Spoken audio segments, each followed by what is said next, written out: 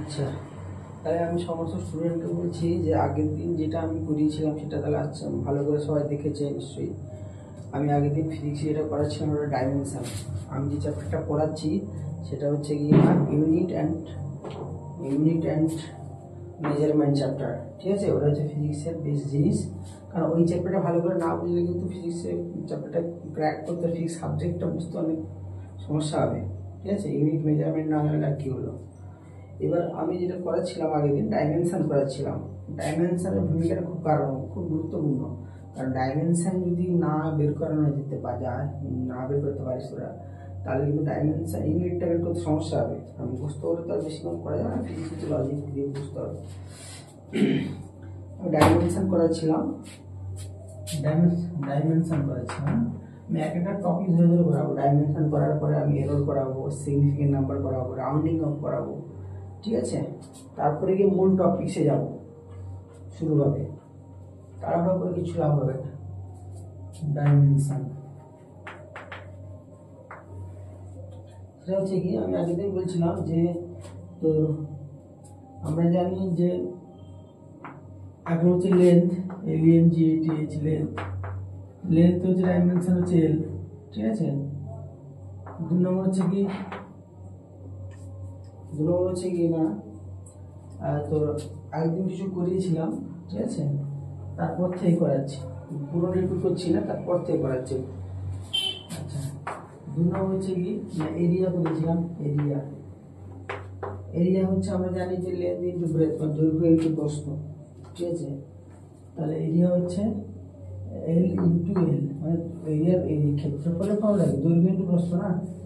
তাহলে এরিয়া হচ্ছে কি না তাহলে লেন্থ ইন্টু ব্রেথ, দৈর্ঘ্য ইন্টু প্রস্থ। তাহলে দৈর্ঘ্য ইন্টু প্রস্থ হলে দৈর্ঘ্য L হবে আর লেন্থ প্রস্থ L হবে, তাহলে কি হবে L স্কয়ার।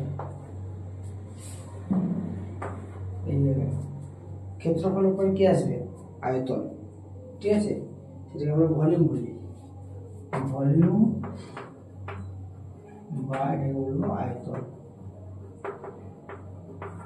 ভলিউম হচ্ছে কি ফর্মুলা কি, length into breadth into height, দৈর্ঘ্য ইন্টু প্রস্থ ইন্টু উচ্চতা, মানে length into breadth into height. Bangla কবিতায় দৈর্ঘ্য প্রস্থ ইন্টু উচ্চতা একই ব্যাপার, ইংলিশ বাংলা কোন এক করে না। ঠিক আছে, বুঝতে বেরিয়ে এলে ছুটতে হইল।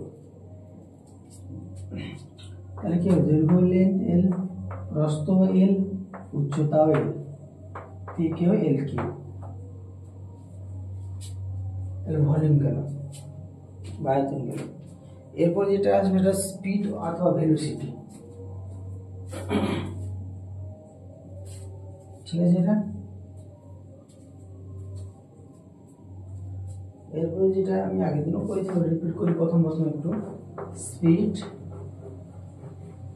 অথবা ভেলোসিটি। স্পিড মানে দ্রুতি। ঠিক আছে, দ্রুতি অথবা বেগ। ঠিক আছে, এই যে স্পিড এবং অথবা ভেলোসিটি ডাইমেনশন জানতে গেলে ফর্মুলাটা জানতে হবে। ফর্মুলাটা চ্যাপ্টারে পড়ানো হবে, তার আগে কিছু জিনিস জানতেই তো হবে না, আগে তো চ্যাপ্টারে আছে যখন করতে হবে। স্পিড আমি তো ইকুয়েশনটা বলে দিচ্ছি, মনে রাখবে সবাই। স্পিড আর ভেলোসিটি হচ্ছে কি, ডিস্টেন্স বাই টাইম, মানে হচ্ছে দূরত্ব বাই সময়। ডিস্টেন্সকে আমি d বলবো, বাই টাইমকে t, দূরত্ব বাই সময়। ডিস্টেন্স হচ্ছে কি